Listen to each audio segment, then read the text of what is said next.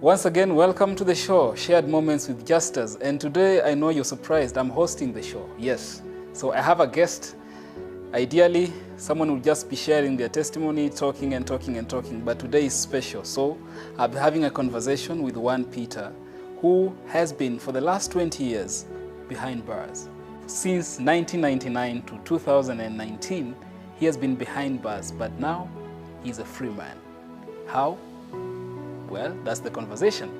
He's here to share his testimony, and I know you'd be interested to know how that happened and what it means to actually spend 20 years behind bars. Some of you have never even spent a day. So I'm sure this is a conversation that you would want to really listen to the end. And remember, if you've not subscribed to the show or to the channel, this is the time. I'll give you a few seconds to click on that subscribe button and ring the bell so that every time I post any new content, you get notified. So, karibu sana to the show.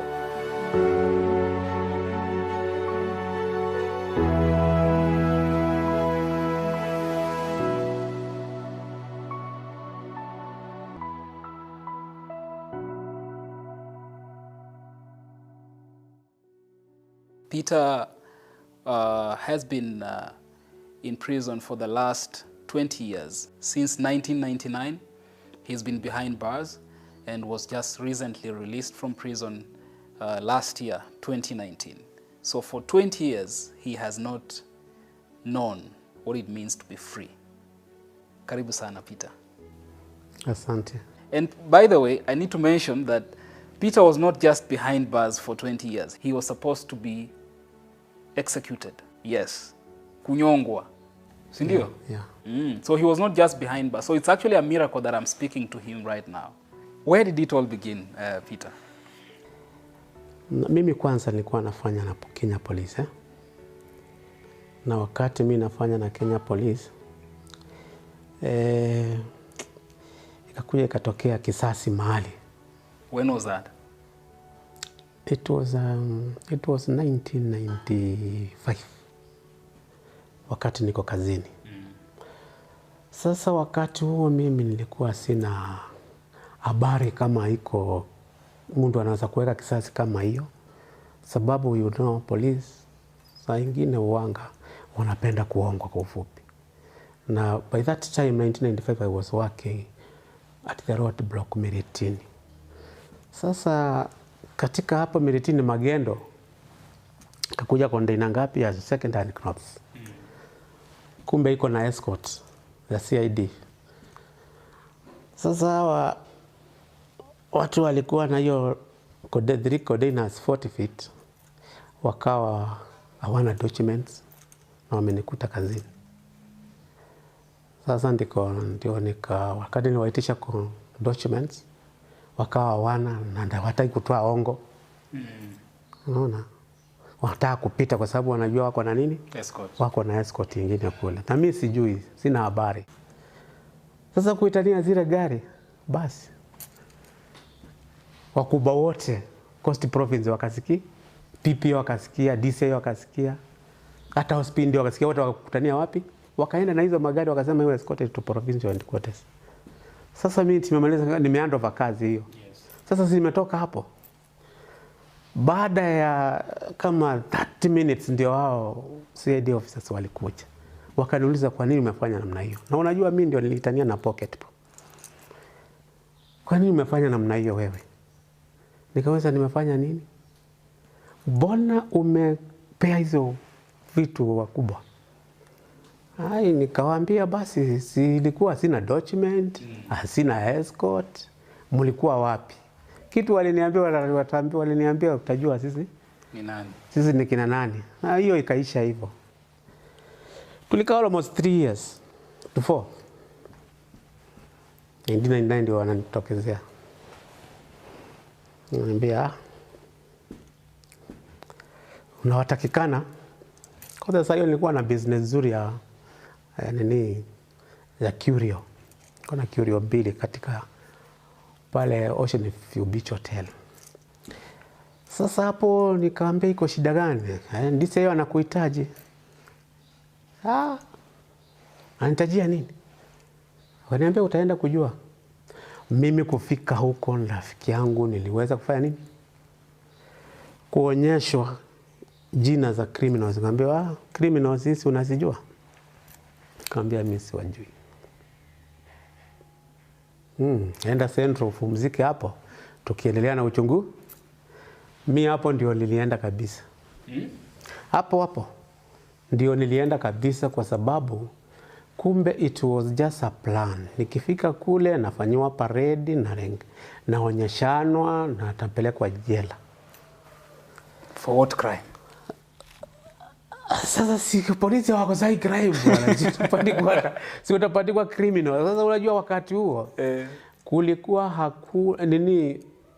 a robbery with violence, it was unbearable. Yes.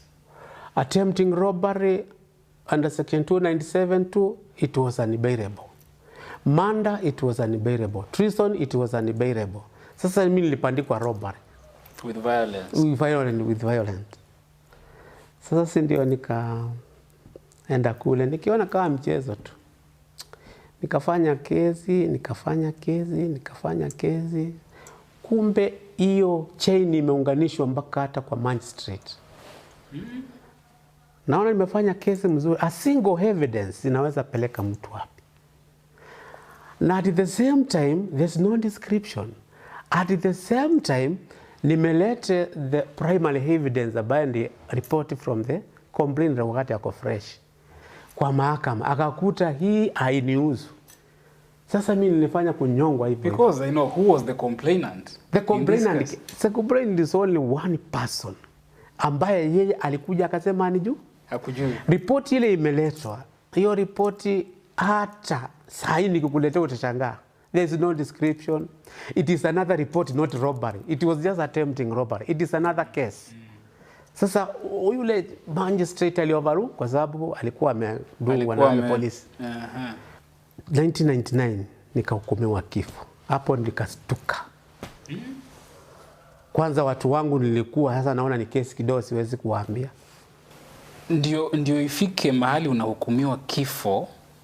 Kesi, I mean, where is the evidence? There is a single evidence, but the other people walikuwa nijui mimi. Sasa wakati hata one of the police officers ambaye alipokea hiyo crime ndio aliweza kunirefusha. Akaniambia, Peter, you are dying for nothing. Itisha first report saa hii uone vile ile kitu imeandikwa. Wakati niliweza kuambiwa na polisi wale ambao walichukua hiyo report ya kwamba na ukufa bure, niitishe primary evidence ndio prove ya kwamba I'm innocent. Ndio nikaomba mahakama High Court. So you appealed for the ruling? Yes, I appealed for the judgment of the law court. Now, wakati nimeitisha huo ushahidi, waliniuliza umeitisha law court. Akamwambia nimeitisha law court lakini ikawa overlooked. Wakaangalia katika proceedings wakuta yes, ameitisha. Akaorder state council iletwe hiyo primary evidence ambayo ndio ile report ambayo ilipigwa kwanza wakati complainant yako fresh. Wakati ililetwa hiyo report nikapewa copy. State council wakabaki na copy ikapewa mahakama. Sasa wakashangaa. Huyu mtu amestakiwa na robbery with violence na hausiki. Na the report itself is for attempting robbery. Wakaniuliza, now what do you want? Ulikuja kujuaje kama hii ni attempting robbery? Nikamwambia nimeitisha hiyo report ndio nipate kujua ni kwa nini. Nilikuwa naitishia hata description. Sikuwa naitishia hiyo attempting robbery description. Lakini tumekundua ya kwamba hata umekundua ya kwamba mimi naonewa. That is attempting robbery and I'm charged with the offense of robbery with violence contrary to section 296. 2. Jaji ameniuliza, now what do you want? Nikamwambia mimi the charge is effective now. Ile mashtaka nimestakiwa ni defective. Niwekwe huu. Aliniambia okay. Enda judgment, kanipa judgment. Hiyo ni High Court. Wakati nilikujia judgment ya hiyo appeal, alichukua ule ushahidi wangu nimelete kutoka polisi, akarudi akanistaki na hiyo ushahidi. Nimeshangaa na hiyo jaji sana mimi, isipokuwa hata there is law in our country, lakini nimeshangaa hata hiyo jaji, nimemshangaa sana kwa sababu unaona wakati charge ina become defective, unastahili urudishwe wapi? Urudishwe polisi wakakufungulia mashtaka ingine sababu hii imeanguka. Na ukuja uplead guilty or not guilty. Yaani huo judge aliweza akachukua hii ushahidi wangu nilileta kutoka polisi ukazidi kuniua mimi. Ikawa ni kama it's a new case. So it is a new case because it is just attempting robbery na robbery with violence, hiyo imekuwa defective. Sasa hii ingine napandikwa ya nini? Akaniambia you have a right to appeal within 14 days. Mimi nikarudi mnyonge, nikarudi jela. Before 14 days nika appeal to the Kenya Court of Appeal. Kuappeal ule ushahidi ambaye ilikuwa sababu ndio tegemeo yangu, ulichukuliwa ukafichwa, isipokuwa ilikuwa ni copy, nikatolea nikapea wakili wangu. Wakati nilimpea wakili wangu, na wale kumbe wako na hiyo ushahidi, lakini hawezi kuutoa mpaka wakili yangu waze. Na unajua wakili yangu alikuwa 100% single evidence. Akiua kitu inaitwa parade, basi hiyo mimi ina overflow, inakuwa haina kazi. Sasa ndio akaangiu kabisa, akaulizwa hakuna ushahidi mwingine ambaye una implicate your client to this case. Akasema no, sasa kama parade ime overflow, sasa what is next? Mumweke huru huyo na it's just a single evidence. Na ni parade hiyo, na mnaona ni haikufanywa kwa njia yake sawa. Na ni mtu mmoja tu ali. Akaambia okay. Na ni wewe kwa sababu kwenye hii kesi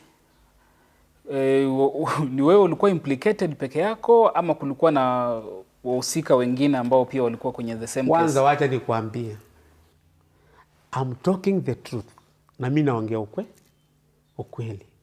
Yaani wale wali attempt kufanya hiyo uwizi walishikwa, na mimi nikaunganishwa na tupa Muindu huko, akaozea wapi? Huko. Unaona sasa? Lakini mimi nakwambia Mungu wa mnyonge halali. Hakuna mtu wako hai hata mmoja. That moment sasa umepewa another opportunity ya kuappeal mara ya pili to the Court of Appeal. So how did that go? Court of Appeal, wakati huu ushahidi ulikuja ukafichwa, nikaongojea judgment, appeal ikawa dismissed. Na in Kenya kwa wakati huo kulikuwa kuna appeal ngapi? Ya High Court na ya Kenya Court, na zilisha zote 204. Wakati ilisha 204 nikapelekwa kami. So hii ya pili it was actually dismissed. It was dismissed. Na kulikuwa hakuna ni appeal ingine imebaki. Hiyo ndio ilikuwa ya mwisho ambayo ni ya Court of Appeal. Appeal zote za Kenya zikaisha. Nikabaki sina appeal, ni mali ya serikali. Wakati mimi nilishikwa nikiwa na 29 years. And then suddenly your freedom imeenda. Ikakatika. And not just your freedom, when you were sentenced to death. Yeah. What was going through your mind at that time? It was something new. Kusema kweli mimi sikuwa najua kama naweza shikwa na nihukumiwa hukumu kama hiyo. Na wakati ilikuwa pronounced, mimi nilistuka. Na wakati nilistuka, Mungu akaelewa. Nimestuka. Na nikaenda na hiyo blackout wakati tumemaliziwa na tukaenda mpaka huko chini. Lakini I was totally confused. Hukumu ya kifo si kitu ati unachezewa, ni kitu ambaye real. Na hapo kama uko normal hauwezi kuwa normal tena, mpaka unastuka tu, si kawaida. Your case now you had to be transferred to committee. Once appeal zote zimekuwa exhausted, zimeisha zote ya High Court na ya Kenya Court. Haungekaa kule, haungekaa Shimo la Tewa ambaye ndio ulikuwa umefungiwa, umefungiwa na ukafanya kesi. Unakuwa transferred kwa sababu mambo yako yamebadilika. Sasa umekuwa mali ya serikali ya Kenya. Unakuwa transferred, unaletwa kamiti mahali iko Kinyonga umaliziwe, kwa sababu isipokuwa ni vile tu wanapuuzanga sheria. Unatakikana within 28 days baada ya apili zote kumaliziwa umeshanyo. Lakini Kenya walipuuza sheria na wakawa ni kama watu hawaelewi wana sheria ni ya kazi gani. Lakini si wao, neema ya Mungu iliweza kukava hiyo kitu. Now take us through the experience, moving now from Mombasa, coming all the way to Kamiti. You know, some of the incidences that you vividly remember that transformed your life or made your life any different, given that you are coming from a free world to a world of condemnation. You more or less know that your life is normal, so to say. Mimi katika prison I was very wild. Nilikuwa napenda fujo sana ili nipate kuuawa haraka, sababu hii kitu imenizidia. So ukiona mtu amehukumiwa kifo, amekuwa condemned to suffer death, huo mtu akili yake haikuangi nomo. Wanga huo mtu anabadilika. Hiyo jina condemn ni mbaya sana, kwa sababu it's just a team of people wako na common intention. Yani ya ubaya. Si ya uzuri, ya ubaya. Yani kwa kushirikiana katika moja hivi wafanya kitu. Wasishirikiane hivi wasema leo hatukuli. Ndani pale wanga ni sehemu mbaya sana. Pale katika ile nini tuseme naongelea Kinyonga sasa. Pale sasa nia yake ni kumwaga damu. Na haiwezi kuisha siku bila kumwaga damu, aidha ya askari ama ya mfungwa. Na sana sana ya mfungwa, kwa sababu hakuna siku mfungwa atakuwa zaidi ya askari. Askari ni lakini pale iko timu ambaye ya kufanya huo, siku piga wenzake, siku piga maaskari, siku piga, yani siku finya kingora. Yani ni kila wakati yote anataka watu wawe tu.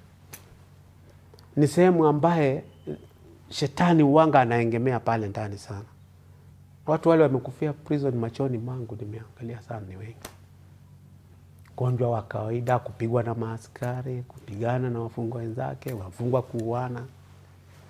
Miaka yangu ya kwanza wakati nilikuwa sijamjua Mungu, hakuna siku nilikuwa natamani kukaa na mfungwa mwenzangu. Afadhali nigonge askari pasibui. Unaona asibui? Unajua mistake kwa kuelezea sana, kwa sababu wewe unajua unalala na nini, unalala ndani, unalala watu kama 7, 8, 9 pale ndani. Na ni kama tuseme ni kama 8/7 na mko 8, 9. Unaona hata saa nyingine mko 10. Alafu choni pale ndani. Unaona? Hapo ndio kukulia, ndio kulala. Na umekula usiku. Si uko na choo hapa, wewe unajua unaweza kuamka hata uende choo. Basi choo ni pale. Alafu unajua asubuhi ukiamka tu ni hivyo tu, hakuna freedom. Yana bado unakuja nini ile kana nafasi kadogo unapata ni 15 minutes. Unaona? Sasa wewe unatamani kufa haraka ndio hii maneno ikupite, ikuondokee. Sasa kama mimi nilikuwa nakaa tu hivi, sababu mpaka mtu wa kwanza tulikuwa in shifts, mtu anatoa choo anatoa mkonjo, lakini nilikuwa nakaa tu kwa kona hivi naongojea askari anafungua. Akishafungua namna hiyo nimepita na yeye. Sababu sio mimi napeleka hicho. Ule askari nimepita na yeye, kama nimemgonga papa kianguka kule, nimepita nimepanda nimejuu na mawe. Sasa nitakuwa nikufuata huko na wakubwa wote kule tukuje kuongea. Nikiwa kule juu, wanajua tu jamaa. Ex-police hataka kupita na mwingine. Ex-police anataka kufa tu. Sasa ukifanya hivyo wewe unataka nini? Na maaskari ni wengi kuliko wewe peke yako wakiamua tu. Lakini sababu ule mkubwa alikuweko pale, alikuwa anajua nia yangu. Yeye akisikia ni Muindu amefanya hiyo kitu, sababu nikishafanya hivyo mara moja, pirimbi inapigwa, king'ora kinapigwa, mkubwa anakimbia. Ni Muindu iko hata juu. Akishakimbia pale ananiambia, kuja unataka nini? Naambia njua mimi ndio shida yangu kuu, na mimi siwezi kaa namna hiyo. Siwezi kaa na 15 minutes mimi. Ambaye wewe nimekuandikia kila kitu yote, kila wakati nikusumbua, si shuka tuongee. Anawaambia endeni na baki naye peke yake. Lakini naoni yao wanataka kuniu. Sababu simepika mwenzao. Wanataka kumalizana na mimi. Na ule mkubwa akijua hawa watataka kumaliza huyu, naye anakuja mbio. Kuja ananiambia alikuwa Mkamba. Akija mbio ananiambia kuja twende, tunaenda kwa ofisi yake. Tunaongea, unataka nini? Nataka njua, naandika. Nataka nini? Nataka subu, naandika. Nataka nini? Nataka, yani ile kitu yote kisha ameandika na ameita daktari. Amethimbilisha, ameniandikia. Lakini hiyo si tu vitu nilikuwa nataka. Mimi ni fujo iko ndani yangu, nataka lakini simwambi. Unaona? Anaona mimi nataka hizi vitu, kumbe hata mimi sitaki hiyo vitu. Nataka kile nataka hiyo impact ya maaskari, yani wanipige bila mimi kujua nini. Lakini on 202 January hapo ndio nilikutana ile kitabu cha Mungu. Nikapata sasa kujua ya kwamba iko maisha mazuri baadaye. Sasa hiyo ndio sasa hata prison nilitulia. Sababu nilikuwa msumbufu sana. Nilikutana na kitabu kinaitwa Biblia. Sikuwa najua kama iko kitabu kizuri kama hicho. Wakati mwingine nikaenda nikasoma kitabu cha Timothy 3. Mheshimu mamlaka. Na kama uheshimu mamlaka, hata Mungu wako huwezi ukamheshimu. Nikakumbuka kumbe ile wakubwa nasumbuana na wao hapa. Kumbe hiyo mamlaka imewekwa na Mungu. Sasa ndio nikakaa almost 1 week sisumbui. Ile kitabu kimenifunga mahali. Si ndio mkubwa akakuja. Akaniuliza, wapi mtu anasumbua kila siku? Peter Muindu. Ndio sasa akaleo na chini akaambiwa ndume inakaanga wapi? Ndume inakaanga hapa. Unafanya nini hapa? Akaambiwa iko kitabu anasoma hapa, nafikiri ni Biblia, lakini ndio nini? Kule bwana, kule ni Jehanamu. Yani kuja tu ufungwe, ukae mwaka wa kwanza, wa pili, wa tatu. Sasa hapo ndio unaanza kurudiwa na akili. Sasa hapo mtu anaanza kureform hapo kama ni wa kureform. Wa pili, wa tatu ndio unaanza kurudiwa na kumbe hii kitu si mche, ni nini imefanya hivi? Wakati unafikisha 3 years ndio unaanza kurudiwa na akili. Sasa pale ukiona mimi nikisumbua, nilishikwa 1999 nikanyongwa, nikakaa 202, nikakaa 2000, nikakaa 2001. Unaona? 2002 January ndio sasa nikutana na ile kitabu.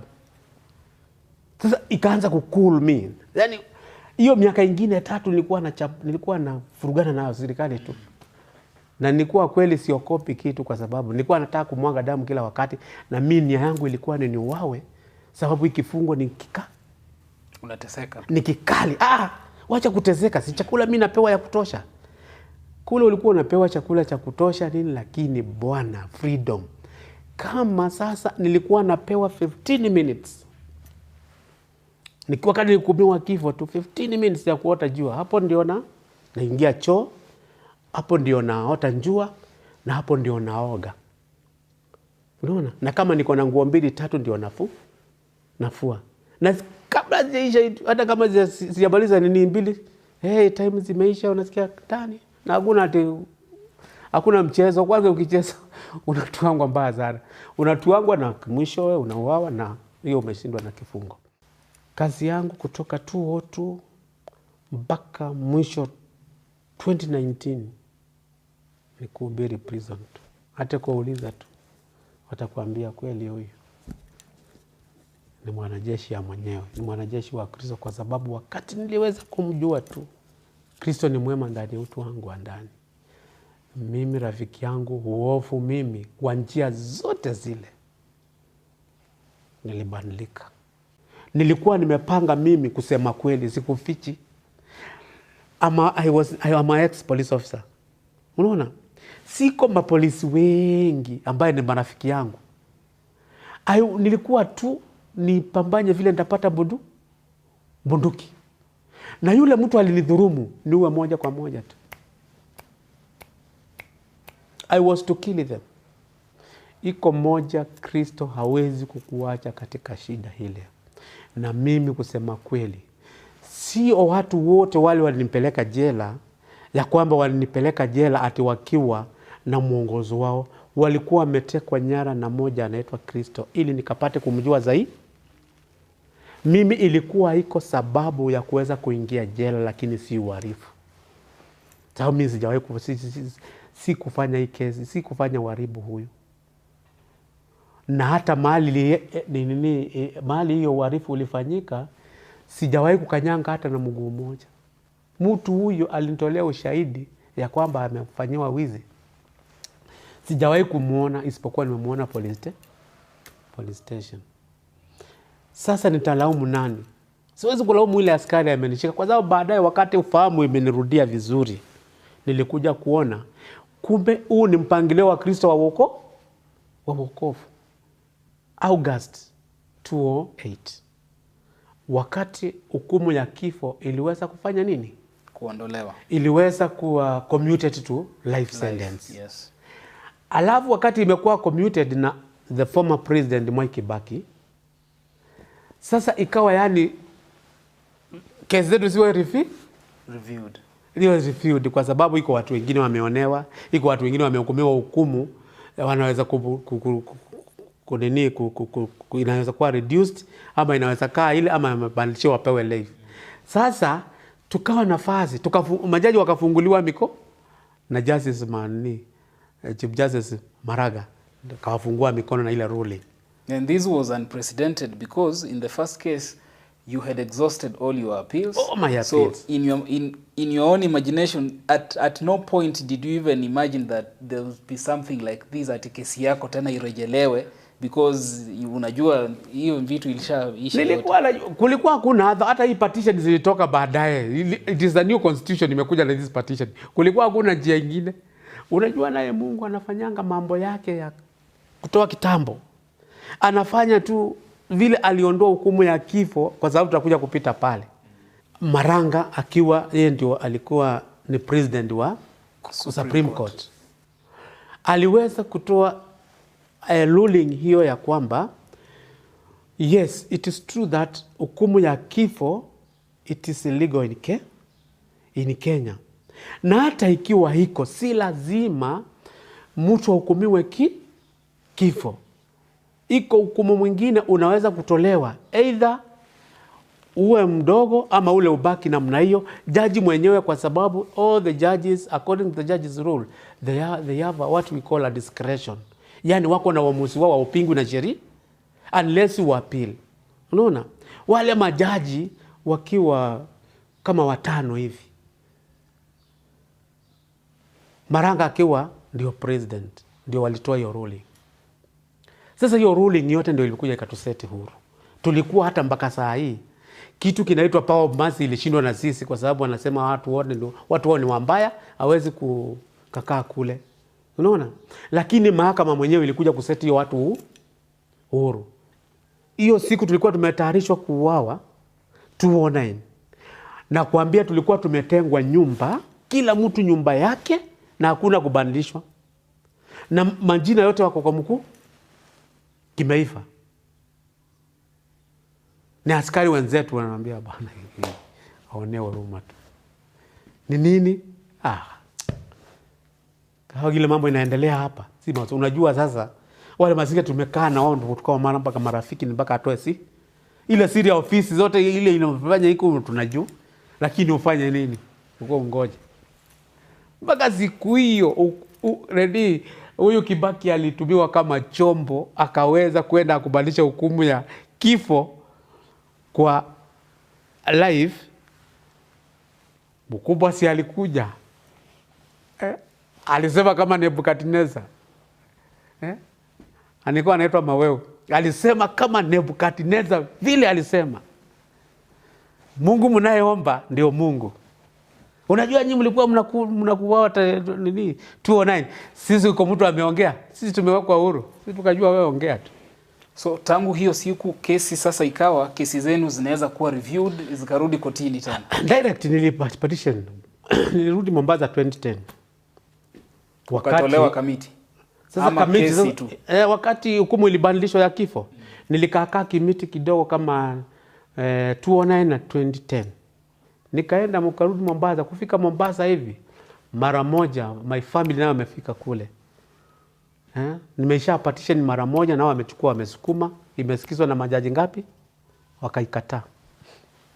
2014 wakaitupa wakaidismiss wakasema hukumu yako sio ati hivyo. Hukumu yako hiyo ni ya president. Nobody can interfere with you. Kwa hivyo wewe ngojea mpaka sheria zibadilishwe. Nikakuja hapo nikaona jaji mwingine ametoa judgment nyingine inanisaidia mimi, nikamfuata Malindi. Malindi prison. Kuingia Malindi nikapatisha Malindi. Akaenda akaangalia kesi yangu akaniambia ni kweli.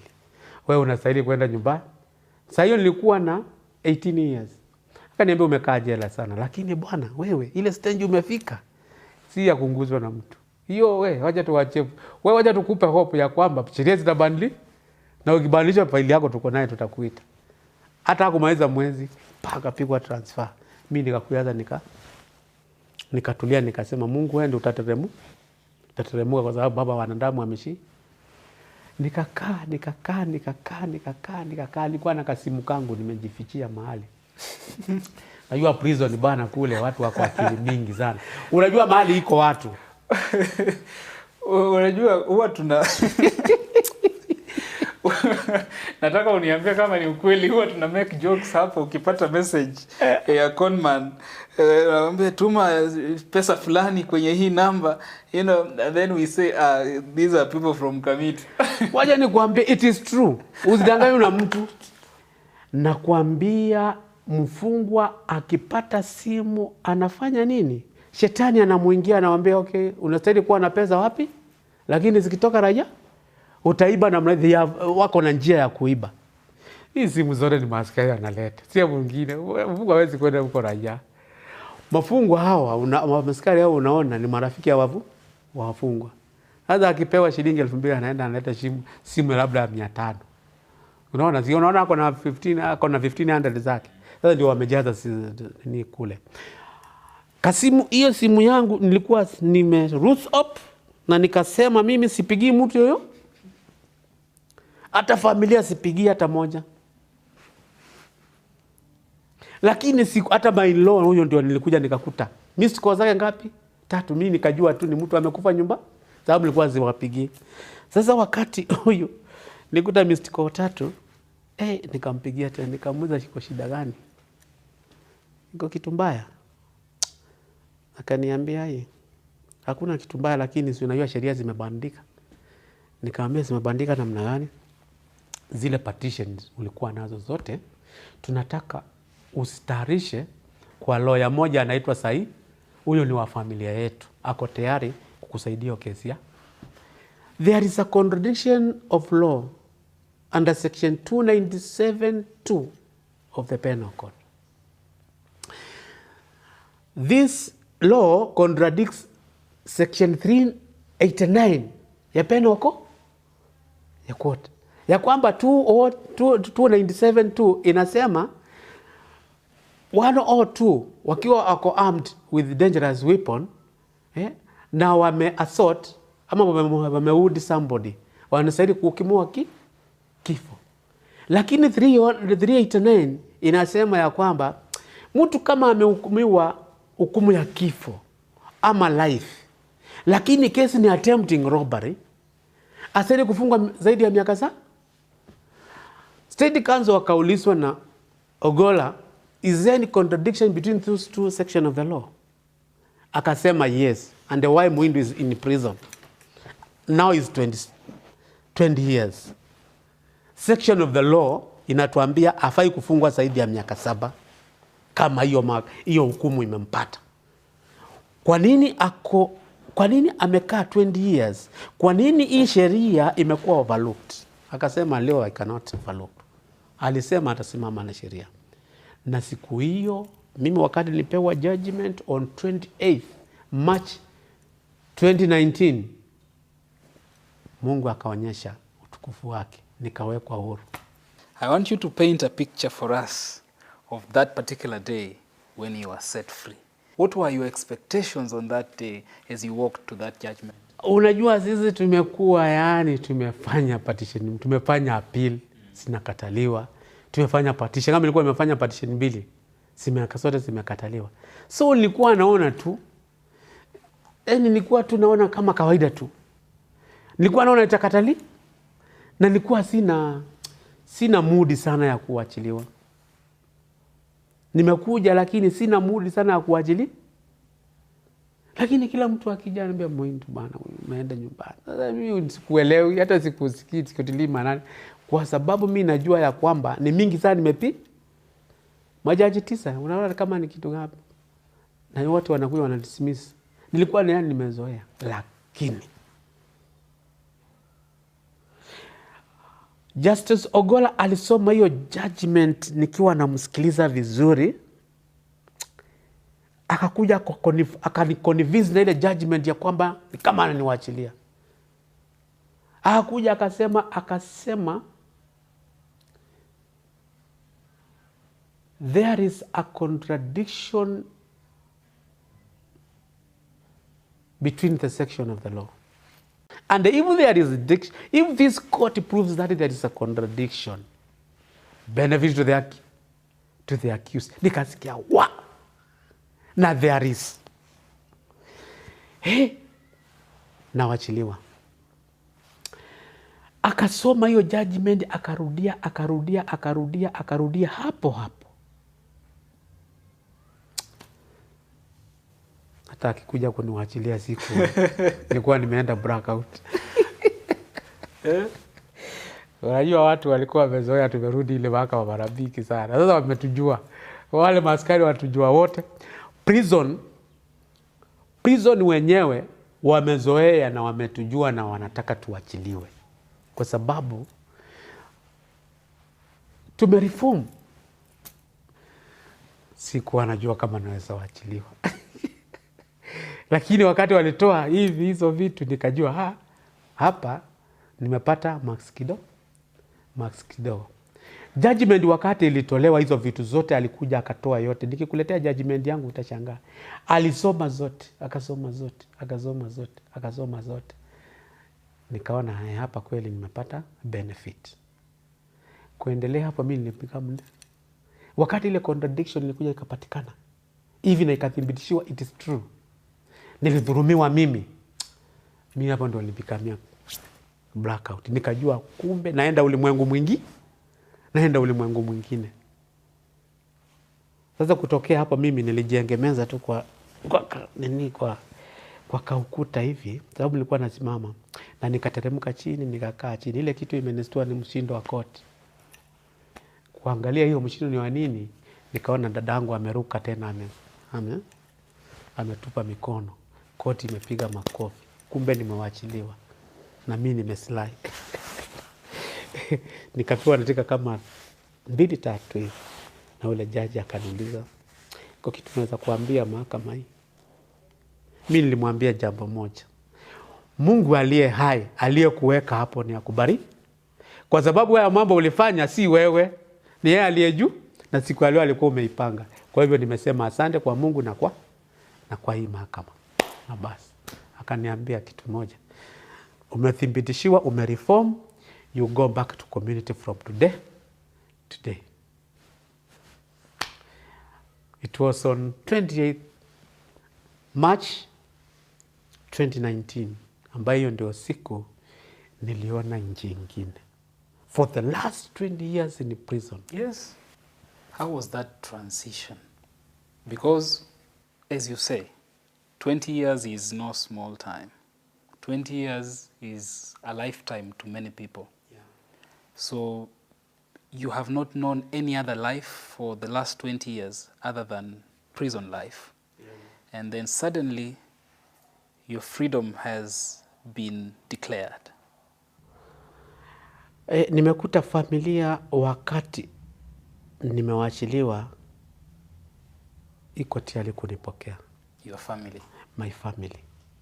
Na wote walikuwa nalia mimi kwa sababu I was their breadwinner that time. Unaona sasa? Kitu ya pili, nilikuta kanisa ikiwa inaningoje. Kanisa ikiwa inaningojea.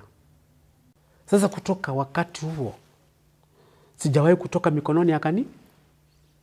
Nikienda nyumbani niko kwa pastor, niko na pastor Mbugua, yule aliyenipokea huko nyumbani. Nikikuja Nairobi niko na pastor Muraya. Sikuachwa nikaweza kupata shida ya huku na huku. Unaona? Kanisa ilishika mikono na familia kanishika mkono. Miaka 20 ni mingi sana prison, na on top of that mtu kutoka kule kama hana nguzo zozote anaweza fanya nini? Anaweza rudia wizi. Nimewachiliwa, tuliwachiliwa watu wangapi? 2 katika hii kesi tu. Wale tulikuwa tumebaki huko condemn. Na nikikwambia hiyo mtu ni marehemu saa hii, unaweza shangaa sana. Ni mtu alikuwa anafikiria akitoka kule, ni ile timu ilikuwa anawaambia ndio wale waliattempt kuubia ule huyo ndio alikuwa amembaki. Na alibaki kwa sababu ako prison. Na ukiwa na ile kasumba ya wizi, wewe spona dunia hii hata uende wapi.